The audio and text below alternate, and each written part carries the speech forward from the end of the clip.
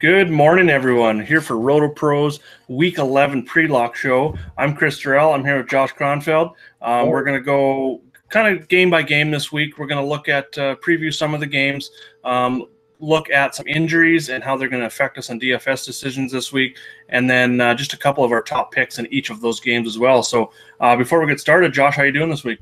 Doing very well, Chris. Welcome back to the cold for you. I know you were in Phoenix, right?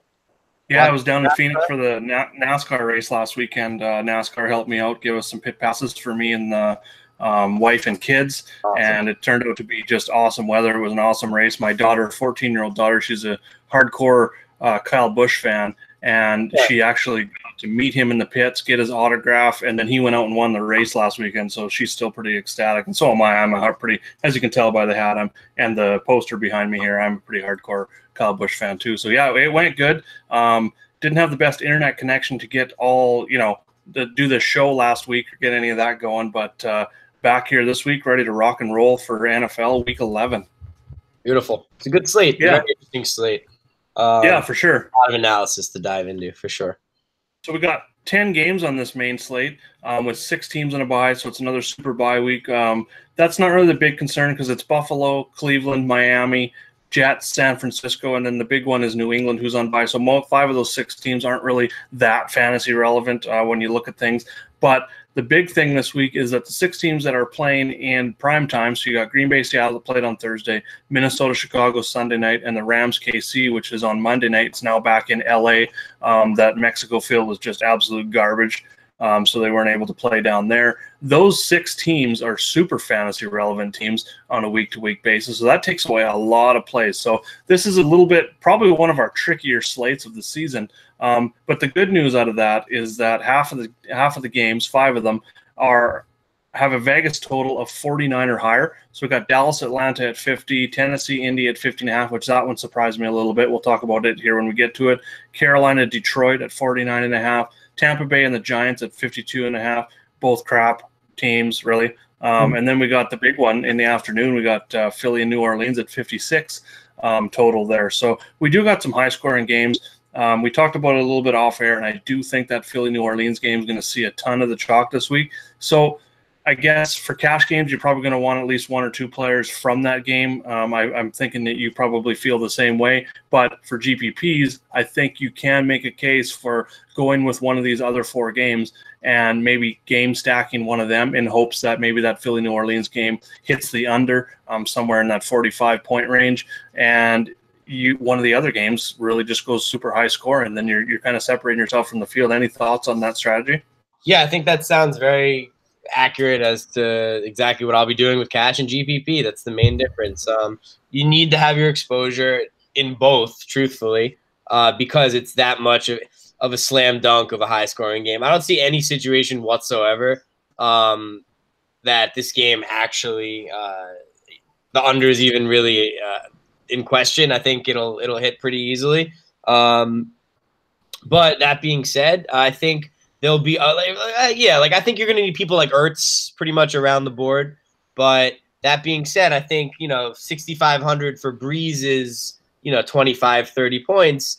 There'll be other places you can get that production today for cheaper that allows you to that'll just make the difference in GPP because it'll allow you to maybe have that much better of a third wide receiver 3 or wide receiver 2 or because there's going to be a ton of Saquon today. A lot of similar lineups today. A lot of people are going to have some sort of either New Orleans or Philly stack with running it with Saquon, and it's not going to leave much money left. So there's going to be cheaper guys with that sort of lineup. But I'm confident in cash that will be the lineup that we see a ton of action from, rightfully so. But GPP wise, you said it perfectly. You're going to have to stand out a little bit and look elsewhere. Yep. And the other thing I noticed with this slate is that all the top running backs, like you got Melvin Gordon, Barkley, you mentioned, Ezekiel Elliott, you got Christian McCaffrey, David Johnson. Those are 5 of the top 6. I left Kamara out of that game just because he's kind of splitting. And if New Orleans is going to win, I don't think Kamara is going to be as involved. But let's just say 6. Let's throw Kamara in there as well. They're all in good matchups. So it really feels like a week where, especially on DraftKings, that with your utility spot there that you can go 3 of those top running backs, and that may be a very popular way to go. So finding value in wide receivers, and we'll touch on some of them moving forward here in some of these games, that could be very key in finding some of that value this week so that you can jam in those running backs. Sometimes you get these running backs, they're not in the best of matchups, makes it easy to fade them. This week, not the case. Gordon, he's at home against Denver. They're going to be favorites. He's going to get a lot of touches. Barkley against a crappy Tampa Bay defense, and he catches the ball really well. Ezekiel Elliott against the worst rushing defense in Atlanta. 76 targets through 9 games. Yeah, just crazy. Absolutely crazy. Target. Kamara's even up there as well with targets. And again, we talked about that high-scoring game. Then you got McCaffrey, who I'll talk about a little bit more when we get into that game. That's our second game on the slate. But, yeah, so let's just jump right in here. Let's get into this big news right off the bat. I'm just going to go game by game in the DraftKings slate here. And the first one that pops up at 12 o'clock, it's 12 o'clock my time, that's 1 o'clock Eastern, is Cincinnati at Baltimore. So there is some injury news in this game. Joe Flacco is very unlikely to play, doubtful. I don't think he's been absolutely ruled out, but it's like a 99% chance he's not going to play. Lamar Jackson is likely to get the start and most of the snaps. RG3, I heard this morning that he's going to get some snaps, not really concerned at all. I'm not for sure personally playing Jackson on FanDuel. His price at $7K, just a little bit too high for me for that uncertainty about him. Maybe in GPPs a little bit, but not barely any exposure whatsoever. DraftKings, it's another story. He's only 4,700. Do you think he is cash viable this week? Oh, man, that's tough. I don't know, honestly. I don't, truthfully, just because he's an incredible runner, and we know what we're going to get from him in that regard. But he's not a great passer. He's not a great throwing quarterback, and that's obviously pretty important for the quarterback position. But I want to see what we're going to get from him before I would call him a cash quarterback. I do think he's – I don't know. You know what? Truthfully, I'll take that back. He's so cheap that he is viable for cash. He's going to get the snaps, and especially with rushing, he will hit value. But he's a great play today. I don't know. I really don't have much hesitation with Lamar. My only hesitation with him is his receivers. I'm not going to be like throwing Lamar in there and jamming, John Brown and Crabtree or something too. But I do kind of like to coin a great DFS term, naked Lamar today for cash. I do. He's so cheap. It's a good matchup. They're at home. They're going to run the ball a lot. They should have, the lead enough to run the ball. And who knows? He should feel confident because they'll probably have the lead and the defense is playing well and Cincinnati's very banged up. And he should, if it were me, I would want to take the job and never look back. So I'm sure he's thinking the same thing. No, I love that take. And looking back, he's only attempted 12 passes this year, so I get the hesitation for some. But in Week 8, he only seen, just kind of looking at the snap counts here. So we got 10. Yeah, he was under 20%.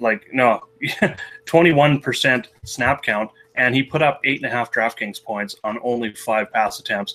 But that rushing gives him such a high floor at 4,700. Yeah. I think it makes a ton of sense. He's probably going to attempt, I wouldn't think, upwards of 30 passes, but if he gets in that 20 to 25 range, completes say 12 to 15 of them even for, even in that 150 to 200 yards, puts up a touchdown, rushes for 50 yards, I think that's enough. He needs like 15 points.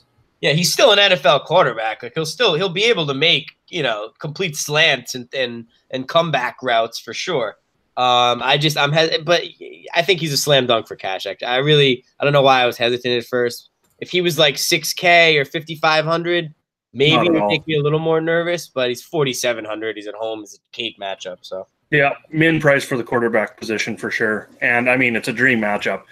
Cincinnati's given up the most points to quarterbacks over the course of the season. Close to playing Matt Barkley and Zay Jones in a lineup last week, and I just I don't know, whatever reason, I had it plugged in everything, and I thought, nah, come on, this is silly, But so. Right on. Yeah, I like Willie Snead. If I'm going to go Jackson, I'm going to get Snead. He's obviously the cheapest there. He's been getting a lot of targets lately. Now that was with Flacco, of course. But just being that he's the cheapest, I think you can put those two together and get 3 of those big 6 running backs in your lineup and feel really comfortable about the rest of your lineup. So that's kind of one direction I'm going. On the other side of the ball, we have injury news with AJ Green. He is doubtful this week. John Ross is questionable. I think this takes away, personally, a lot of people I think are going to flock to Tyler Boyd. He is going to be chalky. Now, we just had a question in chat, and this kind of goes right along those lines. Who do you think is bad chalk this week? He mentioned Corey Davis, Amari Cooper, but I'm going to touch on this right here. I think Boyd is going to be bad chalk this week. He is a slot receiver. When AJ Green being in the lineup really takes away some of the coverage that he sees, so he's able to exploit some of that in the slot. Now that AJ Green, if he's going to be out, and Boyd is just not a number one wide receiver. He's like a nice he's kind of like, when Diggs was out and Adam Thielen was in there. Now, I'm not comparing Boyd to Thielen. Thielen's obviously the way better receiver, but you could see what defenses did there. Thielen was covered a lot more because Diggs wasn't in there. They didn't have to worry about Diggs, and no one's going to worry about Laquan Treadwell. Same story here. I think a lot of the coverage is going to go to Boyd, and he can't shake top coverage from another team, especially when you're talking the Baltimore Ravens. So that's some bad chalk that I think I am most definitely fading this week. Your thoughts? I agree with you there. The only thing I disagree with is I'm not quite sure I think he's going to be as highly owned as you do. Okay. Just because of his price and the matchup being as horrible as it is, and him burning a lot of people last week. The recency bias isn't in his favor either, so that should drive ownership down. But yeah, I mean, you said it perfectly. If we as fans know that, AJ Green's out, Tyler Boyd's their guy, but John Ross is also banged up, you better believe the Ravens know that. They're putting their top coverage on him, and they're probably going to double team him too. So they're going to make Gio Bernard and Mixon and Uzomah beat them, and if they can, then they'll tip their caps and they'll adjust at halftime. But I do agree with you though that Boyd is not someone I'm remotely interested in today. Yeah, I'm just kind of, while you were talking, I'm just kind of looking at his tag counts and stuff, and it looks like he's not going to be as chalky as I thought. He's only got 12 tags on Fanshare Sports. He's kind of in that 53rd, mid-50s range when it comes to overall tags at all positions. But so I don't think he's going to be too high. You said the question was about Amari and Corey Davis. Yeah, Amari Cooper and Corey Davis. Do you think they're bad chalk? And no, I don't think they're bad at all. I wouldn't jam them in there. So they're not chalk in the sense of like, oh yeah, do it. Like that's just the right play. Like go for it, eat the chalk or whatever. So I wouldn't say that, but at the same time, Amari Cooper, he killed you back, killed all of us when his price was like, high 6K, high, low 7K range, and then he just dudded. So I don't like Cooper that much just because I don't like Dak that much, but I think he is a good play today, especially in cash, because I really don't think he'll tarnish your lineup. He should probably end up with like a floor of like 8 or 10 or something. I guess that's like a floor probably for Cooper, maybe even higher. It's going to be a very high-scoring game. Atlanta's defense is not very good. They got Deion Jones back, but he's more of a run stopper. So that's even more reason to like Cooper. And then Corey Davis, he's tough. I guess I probably like Cooper a little bit more, but Corey Davis is a pretty good play, I think, this week. He's still not priced up correctly on DraftKings. And we saw he's Mariota's guy. And Mariota looks much better with the glove taken off of his hand now. He's healthy again. He's throwing the ball much more accurately. They're coming off a big win against the Patriots. This game against the Colts is a sneaky shootout, I think. And I do think Andrew Luck will put up points. So by definition or by default, Corey Davis is going to be heavily involved, whether they're taking an early lead and putting up points or playing catch up and having to throw the ball a lot, putting up points. So I think the Colts will probably win this game, but it's a divisional game. It's tough. I don't know what to expect. I think the only thing you can say for sure from this game is there should be a good amount of points. Yeah. So with those questions, let's jump right into that game. I got a couple takes here. We'll start with that. You just finished with Tennessee, Indy. I do think it's a sneaky over as well. Andrew Luck has been incredible lately. He's put up over 20 DraftKings points in like 5 straight games. He's had a ceiling of right around 40 and a floor of around 20 just over a month here. Yeah. He's not even throwing it as much as he was early in the season. He's only in that 20 to 30 attempts range now, when he was in the 40s to 50s before that. So he's been a lot more accurate. He's starting to throw the ball deep. It doesn't look like the deep arm is going to be that much of an issue moving forward. He's had 3 or more touchdowns in each of those games. So I think this could be a sneaky over. It is a divisional game, which usually sometimes can play to the under, but Luck's too cheap for me, so I think he's cash viable. Then you mentioned Mariota. I don't like Mariota in cash per se, but I believe I've seen a thing where his quarterback rating since their bye in week 8 has been, he's had the 2 highest quarterback ratings in the last 2 weeks. Yeah, he's been super accurate, and exactly. And he's targeting Corey Davis a lot. Like that, he's his number 1 receiver. He's got 20 targets in the last 2 weeks, caught 6 and 7 of those for a touchdown. So I can see his floor at 10 this week. And, he's got that 25 to 30 point DK upside as well. So I don't think he's bad chalk. And we already talked about how there's all those big running backs that are in great spots. You're going to have to find value. So Corey Davis definitely fits that mold. And then jumping over to the Dallas-Atlanta game, I think this is a sneak, or it's probably not sneaky, but I think it's going to be an over as well. I think Dallas, they usually are a lot slower tempo, a lot slower pace, but Atlanta's the home favorite here. They're kind of a fast-paced team. They like to throw a lot, and I think Dallas is going to have to play up to Atlanta's pace today. So, again, looking for mid-range wide receivers to value guys to fit with, especially in cash, if you're going with 2 or 3 of those big-name running backs, Cooper just fits the mold. Since he's come over to Dallas, they've just been force-feeding the ball, which it makes a ton of sense because they give up a first-round pick for him. He's got 18 targets in the last 2 weeks. Sure, he's only caught 11 of those, but he's got 58 and 75 yards. I think those totals have a chance to go up, and I agree with you that his floor is around 8 to 10 points, and his ceiling is I don't think we've even seen his ceiling this season. Yes, we did. He went for 50 last year at one point. Yeah, he had a 30-point and a 25-point game earlier in the season, week 2 and 4, and he had that huge game last year that just popped out of nowhere. 50 points or something. I think so, straight up. I just think that after this week, his price is going to be in the mid 6K to 7K range when looking at wide receivers. I just think he's way too cheap. If he was 6,500, there's no way I would touch him in cash. He'd be GPP only. But at 5,400 on DK, it definitely makes a ton of sense this week. And I'm just going to – good chalk, honestly, both of them. I have no problem with either of those plays. I like the game script for both. Matchups, everything. I prefer Dak as a quarterback. That's it.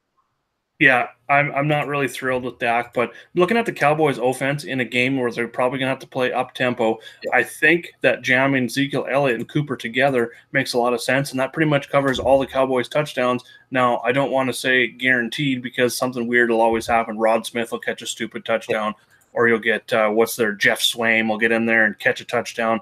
But I think that covers a lot of the Cowboys' offense just with those 2 players in an up-tempo game for that team on the road against a pretty bad Atlanta defense.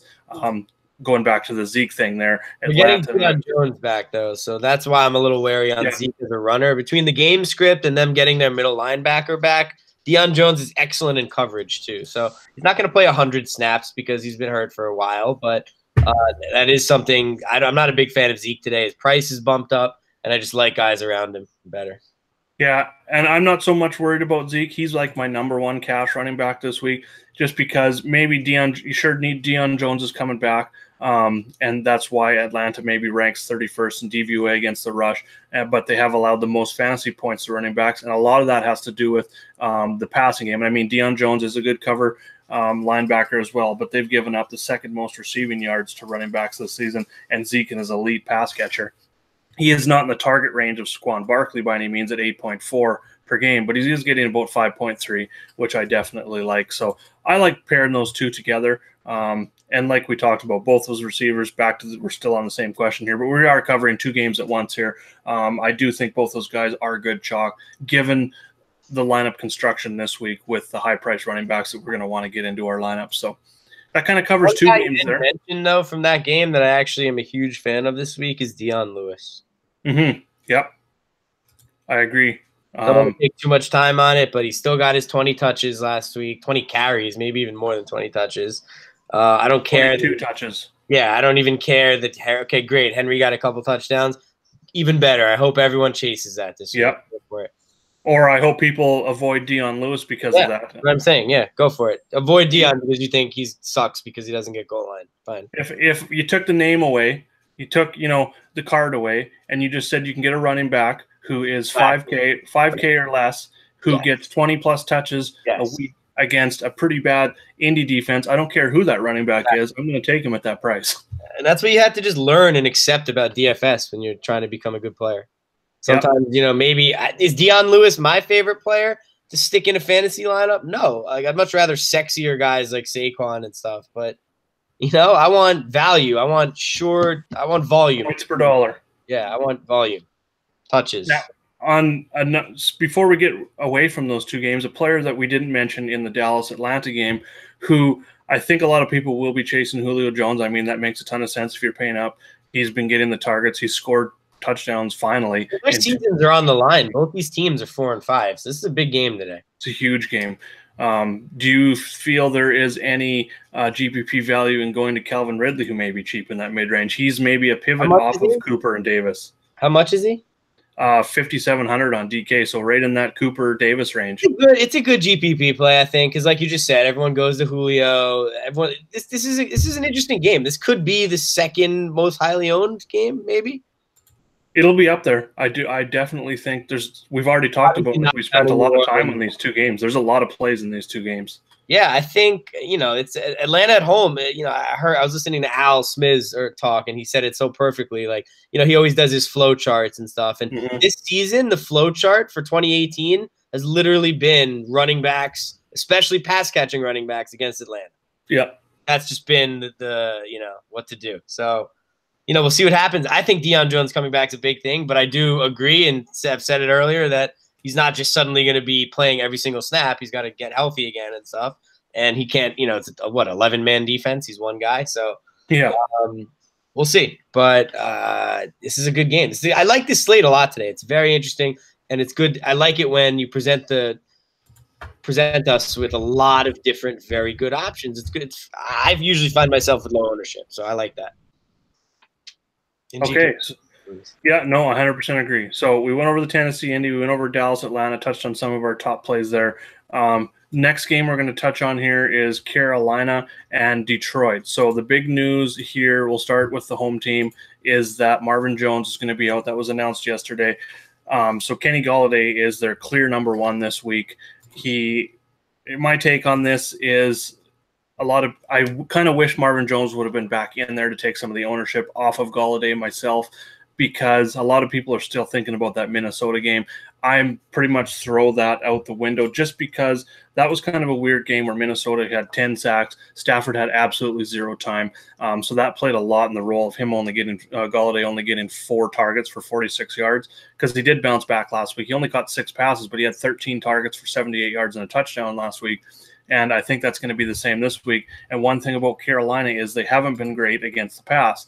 They've been good against the run, so that kind of ups it there for me a little bit. So Kenny Golladay is definitely on my radar. He's only 5,800 on DK. He's again another one of those mid-range wide receivers that can definitely fit the mold. Like they've what have we got here? Carolina has given up. They rank 19th in fantasy points against wide receivers, which I definitely like there. So Kenny Golladay is on my radar.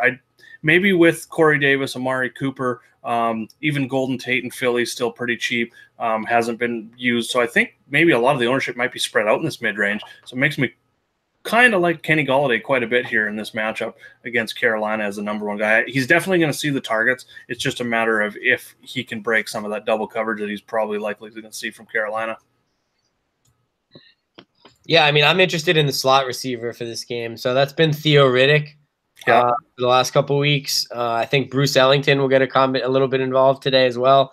TJ Jones will be shifted to the outside into the Marvin Jones position. Golladay is great. I'm a big fan of his, and I'm very interested to see how he does with literally no one else there. It's like finally his chance as a number one, which he deserves and would be for a lot of other teams. So I'm excited for that. He's not priced correctly, of course, so he's a good play. But I'm paying attention to who's going to be in the slot and whether they announce that pregame, because I think it'll be Theo Riddick for the most part. But if Bruce Ellington is like talked up by the coach before the game, I like him today. Carolina's been destroyed by slot receivers pretty much every week this year. Adam Humphries went crazy against them. The list goes on and on and on. It's like five, 6 people have just destroyed them. I don't have it in front of me right now, but so yeah, the slot. Pay attention to that. It'll either be Theo Riddick or Bruce Ellington. Both Theo Riddick's way too cheap. 4K or 3K. So Yeah, Riddick's only 4K on DraftKings. I mean, that's just too cheap. My language. You could have a great I'm excited. You have a great GPP lineup today with Dion Lewis and Theo Riddick as your running backs. Oh, you could just load up. Absolutely load up with your, In fact, I literally may make that right now while I'm recording the show. Plug that in as we speak. Yeah, for sure. No, I think that's a good take, and I like that for Detroit. I'm definitely going to be off carry on Johnson myself in that mid-range. I love the high-priced running backs this week, and Theo Riddick, I think you made a lot of good takes there. He is their, I think for sure he's going to be in the slot. He's their pass-catching running back, even though Johnson got Jackson, 6 targets. And Theo Riddick, okay? And that's like 13.5K of salary, and I can see all those guys going for 60 points combined. Yep. That's crazy. Is there anything on the Carolina side against Detroit that you're interested in this week? Yeah, naked Cam. That's about it. I think Cam will probably be the high scorer of the week, quarterback wise. That's one of my takes. Okay, I've been on Cam all year. I'm kind of wish-washy this week. I don't like him in cash this week, but just because, here's my thought: is early in the season and even last year, even the year before that, Cam was their goal line back. They get the ball inside the 5. He's running the ball. Every time that he's running the ball up the middle, or he's, like a naked bootleg running it in. And lately, it has been Christian McCaffrey, which has just been surprising. McCaffrey over the last 3 weeks has 7 touchdowns in the last 3 weeks. So he's kind of taken away that touchdown upside that Cam had. So I think they really want to keep giving McCaffrey the ball. He's getting like 5, 6, 7 targets every single week. And now he's getting around that 15 rushes as well consistently, 70-plus yards in 2 straight weeks. And like I said, the 7 touchdowns, and then add the targets on top of that. He's getting that 20-plus touches every single week. He is high priced, and he's in that top range. He definitely is one of the guys, especially on DraftKings full PPR, that I am looking at this week. But I will have some Cam. I just got that thing with Cam where I just always have to seem to use him just because he's got that rushing floor. But definitely more on McCaffrey myself this week just because he's been taking a lot of the touchdown upside away. How do you feel about Melvin Gordon versus Saquon? Melvin Gordon versus Saquon. So that is tough on That's a DraftKings question because they're about the same price. Yeah, the 8,700, 8,900. I think because of the $200 savings, a lot of people will be going Barkley. I think he's probably going to be about 5% more owned. But the matchup for Melvin Gordon is really good. And the only other thing that concerns me there with Gordon is that he gives up a lot of touches to Austin Eckler in that offense. So myself on my sheet, I've listed Melvin Gordon as GPP only, and Barkley as, safe in all formats. But the game script should be awesome for Gordon. They're 7-point favorites against Denver, who they're top 20 in DVOA against the rush, and they've allowed the 13th most. So kind of in that mid-range when looking at fantasy points against running backs. So personally, I like Barkley a little better. You get the savings, you get the little better matchup. He's not sharing the ball with anyone in the backfield. But I do think Melvin Gordon is a nice GPP pivot up there because, again, yeah, he's more expensive, but he's got awesome game flow. So that's kind of my thoughts there. It's Barkley for cash, Gordon for GPP. Nice. I like it. Yep. So then the next game up that we'll talk about here is Tampa Bay at Giants. I kind of got a funny story here. I played Ryan Fitzpatrick in all my FanDuel cash games last week. He was just so cheap, and knowing that he's going to throw the ball 40 times. I'm sitting at the NASCAR race. I don't really know what's going on in football once the game started because we were down in the pits and stuff and then up in the stands and feeding the kids and all that. So race is almost over. I'm thinking, I wonder how my lineups are doing. Instead of looking at, because I can't log into DraftKings or FanDuel because you can't play in Arizona, I just go into the Score app and I'm looking at what the scores are. Well, I didn't even dig past. I looked at the score and seen the Tampa Bay scored 3 points, and I shut it off immediately, thinking I'm done. Exactly. I went back in later, looked at the game, seen that he threw 41 passes, 406 yards. Yeah. And he rushed the ball 8 times for 35 yards. He hit like 71 on both sides. They throw it like 71% of the time. And, there was some unlucky there. Like, that Jaquiz Rogers fumble that just went flying 20 yards into the end zone. Fitzpatrick threw a red zone interception, and then he fumbled one later on, I think. So there was a lot of bad luck there. So if his floor is going to be cash value. And I don't think he's going to get 0 touchdowns again this week. I think he is an excellent play. I think with that upside against the Giants defense, which is kind of their rankings when looking at the rankings, maybe are a little bit better defense than they actually are now, just because, they've got rid of Eli Apple. They've got rid of, what's his name there, Snacks Harrison up the middle, so they got that DT out of there as well. I don't think they're as good a defense as they were earlier in the season, so I think Ryan Fitzpatrick, at his price, you can play him in all formats. He's a guy that if you want to jam in, maybe not so much. I'm looking at him more on FanDuel again, just because I think Lamar Jackson makes sense in cash if you want to jam 3 of those big running backs in. But on FanDuel, I would definitely consider Winston. He's going to – 4 of his 6 starts this season, he's thrown for 400-plus yards, and he's got 4 touchdowns 3 times. So I think the floor is high, and I think the ceiling, he's going to hit that ceiling again this week. He's not going to throw 0 touchdowns and get that much. Patrick, I think you said Winston. Oh, yeah, no, not Winston. You don't want to play him. He's going to get you a 0 this week. Yeah, exactly. But on the other side for GPPs, I like pairing him with Mike Evans. Evans has kind of regressed. We talked about him earlier in the season, like, wow, he's got a 70% catch rate. This is not like him. Well, that's really come back down to earth. He was 1 for 10 2 weeks ago against Carolina, and last week he's 3 for 6, so 50%. So he's like 35-40% catch rate in the last couple of weeks, which is just I don't know. horrible. I'm not that big on Evans, but let's I think we gotta pick up the pace a little bit. We got a lot more games to cover, right? Cool. So that kind of covers. Someone asked about Deshaun Jackson. What are your thoughts on him? Maybe as a GPP deep threat play in this game at 5,000. No, I have no interest in Deshaun Jackson. 0? No. I think I'll run him once just because Fitzpatrick's going to throw that much. But we already talked about Barkley. So let's move on to the Houston-Washington game. This is a game I like targeting for GPPs. I think the Houston passing game is going to be a little bit lower owned. I like Watson and Hopkins. Hopkins was cleared, so it looks like he's going to be healthy this week. And I think he's going to see that, again, 10-plus targets. He's been an awesome catch rate. 10 for 12 last week, 105 yards and a touchdown. He scored in 4 straight and 5 of his last 6 games. Huge upside. And I think with that, I think it makes an excellent pivot off of the New Orleans and Philly stacks there. Your thoughts? Yeah, it's I like this game. Watson is definitely going to be lower owned. Watson Hopkins is a good GPP correlation. I don't think Kuti will play. If he does, he won't do too much. Demaryius Thomas is a little too cheap. That's about it for me. Don't really care much about this. Yeah, even the Washington side, same thing. Actually, one tight end that I'm going to be looking at this week, he's burned us like week after week after week. You probably know exactly who I'm going to mention here. Yeah, Jordan Reed. 3,800 on DraftKings. Yeah, I know. If you told me before the year started he'd be healthy, he'd be 3,800, I'd be into it too. But with Ertz, a lock for 20 to 35 this week, if you get a 0 from your tight end, you might as well just go home. So. That's true. And I think some of the issue with Reed this year is that Alex Smith doesn't throw it deep the way Kirk Cousins did last year. And he's been, pretty covered underneath. So that kind of has been limited his yardage. Yeah.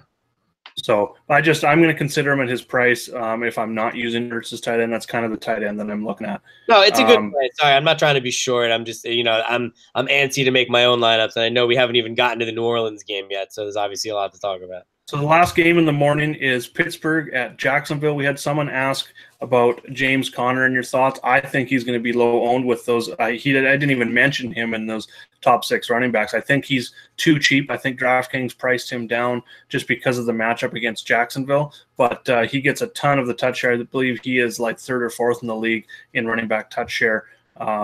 So what are your thoughts on him? I think he had a little bit worse of a week last week just because of the way the game went. They were up big, didn't really need to use him so much in the second half. They wanted to get those other running backs, Ridley and Samuels, involved. So are you back on Connor this week? Yeah, I think he's too cheap. I won't be playing him because I'm not playing a million lineups this week. But, I wouldn't, kill someone for doing it. He's been priced down for the matchup. I'm more on the Leonard Fournette, Jacksonville D side of this game, but and if you're forcing someone on Pittsburgh, I would probably take Antonio Brown.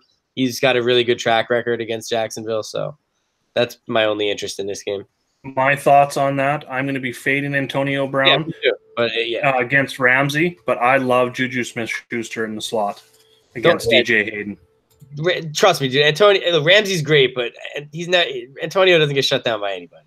No, I totally understand that. I just like to pivot to Schuster. Yeah, I don't, trust me, I'm not playing either of them. Totally. Cool. And then the next game up, the 3 afternoon games we'll finish off with Denver and the Chargers. So we talked about Melvin Gordon a little bit. Not really interested in anything on the Denver side. Actually, I do like tight end. If you're going cheap at tight end, I like Jeff Heerman as their tight end. He came out big time last week, 10 for 11, 83 yards and a touchdown. If not him, Emmanuel Sanders. But the big one for me, and we already talked about, is Melvin Gordon. And do you think that Keenan Allen is too cheap this week? He's under $7K on DraftKings. Yeah, I mean, he's pretty cheap, but, and he's a very talented player, but I don't think it's a good game script for him. Joey Bosa's coming back. San Diego is going to absolutely dominate this game. I don't care that Denver's coming off of a bye. They've been horrible against the run this year. San Diego's just been a really good – or sorry, I say San Diego. I mean LA. Yeah, my bad. I'm so used to – whatever. The Chargers, excuse me. The Chargers have been a very, very good offensive team. They're going to put up a lot of points today. I don't see Denver even coming close to being able to keep up. Hoyerman had 10 targets last week. I'm interested in that, but he's priced up to 3,700, so I won't be playing much of him today. I like Melvin Gordon a lot. I think he's an amazing GPP pivot off of Saquon. If you want to do Melvin Gordon and the Chargers defense, I think that makes a lot of sense. Joey Bosa back for the Chargers, so their defense has already been playing well and just gets that much better. I think they lost Derwin James to injury this week, so he's been very good for them. He's a safety. But, they're a good team. And Denver's not. They just don't have the offensive firepower to keep up, straight up. I like Melvin Gordon a lot. I know he gives up a bunch of snaps to Eckler, but Melvin Gordon's completely healthy again. And in a game like this where they're going to most likely not have too much of a challenge, they're basically just going to have to hold on to the lead, in my opinion. I love it. I think Melvin Gordon's fantastic today. He'll be in a lot of my lineups. Awesome. And then moving on, we got Oakland, Arizona, and I do love that you're mentioning running backs with defensive correlations there. And one that I also like in this game, Oakland, Arizona, is David Johnson and Arizona's defense. Yeah. Oakland is terrible. They're terrible on the road. They're just a terrible team all around. David Johnson with Leftwich finally in there as the offensive coordinator. They're actually using him like the best player on the team, which he actually is. No offense to Larry Fitzgerald. He's kind of aging a little bit, and he definitely still has some value. But David Johnson is by far the best player in the team. He got 9 targets last week, caught 7 of them for 85 yards. So he's like putting up wide receiver 1 numbers on his ceiling games, and this could be one of those games against Oakland. He's also rushed the ball 21 times last week for 98 yards. That was his best game of the season. How many touches? 28 touches last week. Yep, 28 touches and 37 DraftKings points and he only put up 2 touchdowns. So I think his floor is probably that 15 to 20, and like he's got that 35 to 40 point ceiling, can win you a tournament. And again, he's another one of those running backs that's in the top 6, but he's a little bit cheaper. And I think his price is going to continue to go back up to where it was at the start of the season when everyone kind of drafted him like season long here. It's thinking when he was like a top 3 pick in drafts over the last 2 seasons. So definitely that's the top play for me in this game. Not really looking at anyone in Oakland. Maybe Jared Cook as a GPP tight end just because he gets the targets in that offense. But other than that, not really looking to anyone on the Oakland side. But David Johnson definitely for me in all formats. I will be using him in cash games as well just because he's one of the cheaper of the top running backs. Helps us get to Ertz. So with that said, let's jump into the final game, the 56 total. It's going to be where the chalk lies, but it makes a lot of sense as both offenses are good. Both defenses aren't great. Not really looking at the Philly run game because New Orleans, that is the one spot where their defense thrives is against the run. So not interested in anything over there, and it's a 3-headed monster. But the passing games on both sides are definitely viable.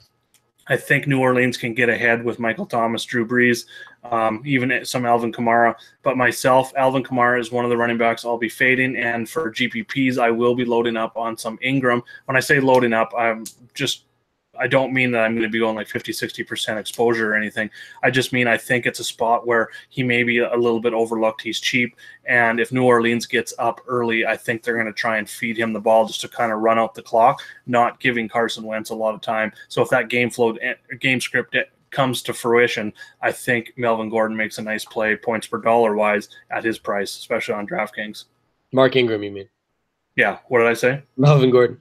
Yeah, he's not in this game. Yeah. Definitely like Melvin Gordon, but yeah, Mark Ingram. I agree. No, that's a good analysis, and I think that's a good way to demonstrate what we mean when we say game script. Um, yeah, they're gonna want to run it out and not let Carson throw the ball and get out there and score points. But I guess the only part of that I disagree with you a little bit on is the Kamara part. I like him today. I think in any game at home where they're scoring a ton of points, especially when they have – the only time I fade Kamara is when they're just going to blow a team away. And it's just like even like last week, for example, I was pretty close. It would have been – I wouldn't have hated you if you faded Kamara last week because it's like I think his price – I don't know. His price was 87, so he was a little expensive last week. But anyway, long story short, I only like to fade him when it's not going to be a shootout. Big shootout today. I think he'll be – heavily involved. We've seen he's heavily involved at the goal line. They kind of like switch off, truthfully, New Orleans. They give each of them a chance. Kamara gets his touchdown, and then Ingram gets his, 2 goal line carries. If he can't get it in, then maybe they'll give Kamara another one on third down. So that's how it happens sometimes where Kamara ends up with 2 or 3, but they really do. Peyton looks like he switches off with them because he wants to feed them both. And Breeze looks like he likes to spread it around too. And he's just got the best quarterback sneak in the history of the NFL. So it's a really tough team to defend around the goal line.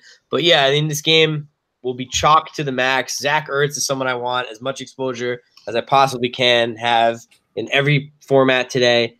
Wentz and Breeze, they're both very good. I guess gun to my head, I'd probably go with Breeze. I want the home quarterback. And New Orleans defense has looked a little bit better since they've picked up Eli Apple. And this guy Anzalone has been playing very, very good in the middle, very, very well in the middle. He's their little middle linebacker, but he's just been playing excellent in coverage, and they're always been a very good run-stopping team. So I like New Orleans' side of this better. I think they'll continue to show us that they're the best team in the NFL today. And if their defense really starts to play well, then they are the best team in the NFL because that's what separates them from the other offenses were the Rams and the Chiefs, which may be a little bit better offensively, but they just don't have the defense that it's looking like New Orleans may have. Yeah, I kind of agree. I'm more on the Philly side, Philly passing game. Wentz for sure. I'm using. I love him. I still think he can Wentz for sure. I just think they're going to be coming from behind, and Wentz is going to have to throw a lot. Totally. Is what I see, and I'm just not sure Breeze is going to get to GPP value just because I think they can get up early and kind of control the game. Because I can't believe that Philly, the defending champions, are 8-point underdogs in this game. Crazy. It is very crazy. 8's a lot of points. I don't think it'll be that big of a blowout. I think it'll be if it's 8 points, I think that'll come right at the end on like a meaningless, touchdown or some shit. Like I think it'll be a close game. I really do. I'm kind of leaning Golden Tate here. I think some people may be off of him a little bit just because his first game he didn't really do much. But I think he's going to start getting a little bit more involved. He might take away from Ertz a little bit over the middle. So for GPPs, I do like his price at 5,500. Jeffrey's been getting some. And if the game does hit that mega total, I think you could even do, maybe not a game stack, but a Philly stack for sure, where you go Wentz, Jeffrey, and Tate, or Wentz, Tate, and Ertz to kind of get 2 of those 3 receiving options if you want to go that route, because I think a lot of people will just be going Ertz and Wentz or, just one of those receiving options. And then I do love running it back with not just Michael Thomas, who's expensive. I really like getting back on Traquan Smith here with the experiment with Dez Bryant. Well, that's out. He's out for the season. Cam Meredith, he's out for the season. I think Traquan Smith's going to get involved and get a couple deep shots today. And if he scores on one of those deep shots, gets 50-plus yards, I think he makes sense in GPPs as a value wide receiver to help you get some of those chalky, more expensive plays in your lineup. Definitely. As well. Yeah, cool. He'll be lower owned. And one guy that I was really hoping was going to make it was Darren Sproles, but he got ruled out in the middle of the week. That would have been a fun guy to play. Yep, that covers. We made it. We made it through every single game, all 10 games here. So just kind of want to mention to everyone that if you want to, we've got some spots still open, about 5-6 spots left in the Beat the RotoPros DK contest. The winner will get a RotoPros t-shirt. Obviously, we'll get the DK cash and get to play us in a 5-man. So we didn't run it last week, but just kind of going back and looking at it, Don Julio 23 finished second, 3 points behind you, Josh. in our first contest, where we give him the shot. He was the top non-RotoPros member in that contest. He's going to play us in the 5-man this week. So let's go make our top lineups. And if you're not a RotoPros member yet, you want to get into our community chat. We share a lot of information. All of our articles, we're in there giving one-on-one coaching. If you're not a member yet, make sure to get over to the site, rotopros.com/signup, and get your 2-week free trial. I think you're going to love what we have to offer over there. And I think you're going to stay for the long haul and win with us. So with that said, thanks for joining me again this week, Josh. Glad to be back in cold Canada. But glad to be back on the show. And we'll be doing it again next week. So let's go make some lineups and see some green screens, everyone. Good luck. Great job, Chris. Thank you. And happy Sunday, everybody. For us over here at RotoPros, let's get some green screens, as you said. Nice. Take it easy.